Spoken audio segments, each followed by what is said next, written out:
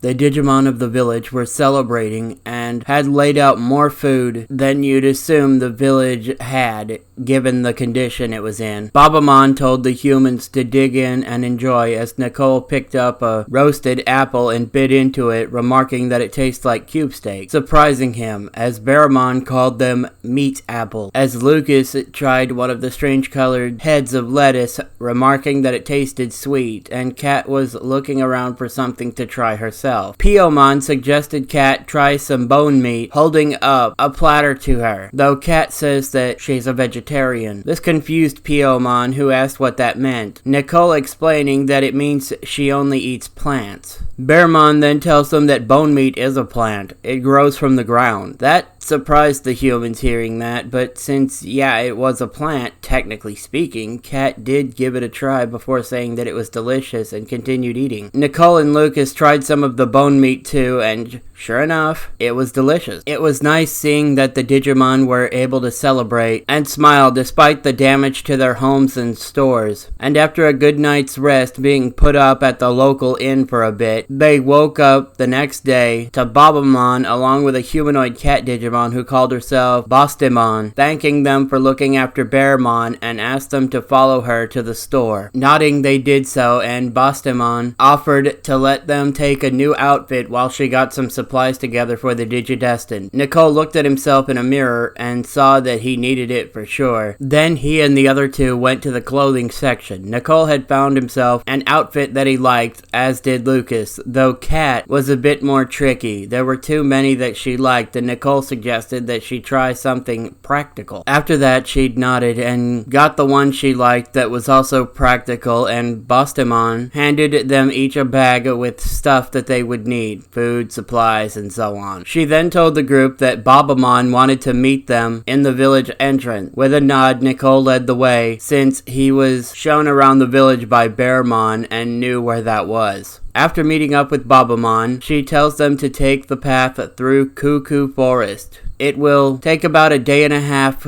to walk to Crystal Town. She'd already sent message ahead, and they could go to the guild and claim the reward for defeating the Mushroom Mon, and it might be the easiest way for them to make money for the digital world. With a nod and thanks, the three headed on off to get to the next town. They had come up to a sign just outside a bunch of trees that was written in a language none of them had ever come across. Sighing, Kat says that figures. They have their own language. How are they supposed to know if they're in the right place or not if they can't read the signs? Though Nicole tilted his head looking at the sign and somehow was able to translate, reading out Cuckoo Forest, beware of spiders. He'd read off as Lucas and Kat looked at him surprised. Nicole just shrugged and said that this looks like the place as they continued walking. Kat asked why he could read it but they couldn't, and he said that this is the digital world. Maybe he could read it because he could turn into a Digimon himself. This surprised them since they hadn't seen him do that before, but he shrugged and they kept going until it started to get dark and set up camp for the night. They'd found that there was food in the bags, thankfully, so they wouldn't need to try to find any. There was also a note that read, "Cook meat apples before consuming," so Nicole put one on a stick and set it over the fire to roast like a marshmallow. Kat decided to try more of those cabbages, and Lucas was cooking some bone meat over the fire, roasting it the same way that Nicole was doing with the apple. While they were waiting for the food to cook, Kat asked Nicole what kind of Digimon he was exactly, and he told them that he was called Tali Shatamon. Maybe he'd show them if the need arose. Nodding, they then sat and enjoyed the food before going off to sleep. Though unbeknownst to them, the three were being watched as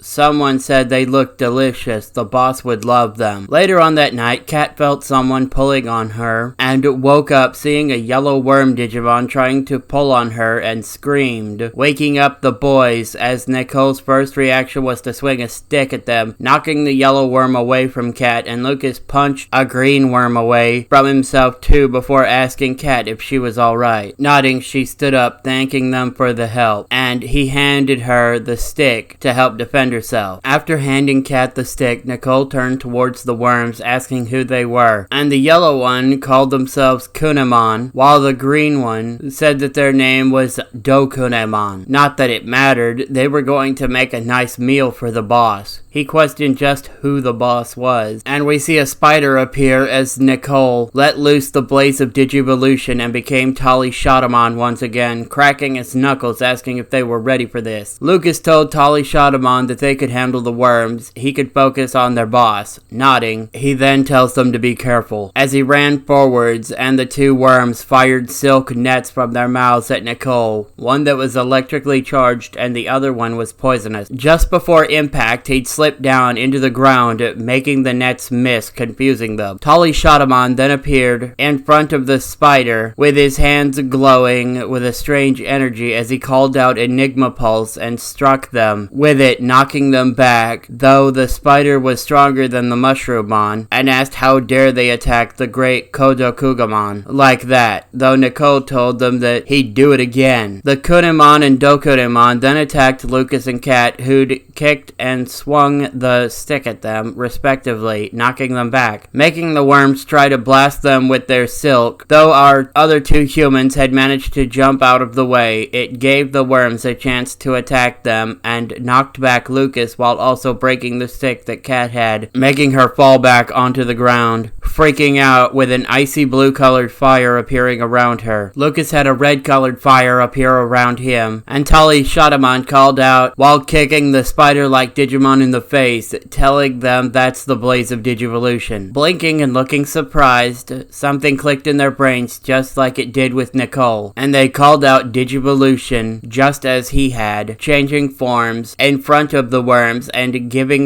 them a better chance at taking them down. Lucas had become a Digimon with skin like that of dragon scales, wearing a golden set of armored pants and bands on its arms called Salazamon. Meanwhile, Kat had become Frost Fairymon, a Digimon with wings that glistened like new fallen snow, with white-colored hair and armor. Her armor covered her entire body except the head. The two were now ready for the real fight to begin.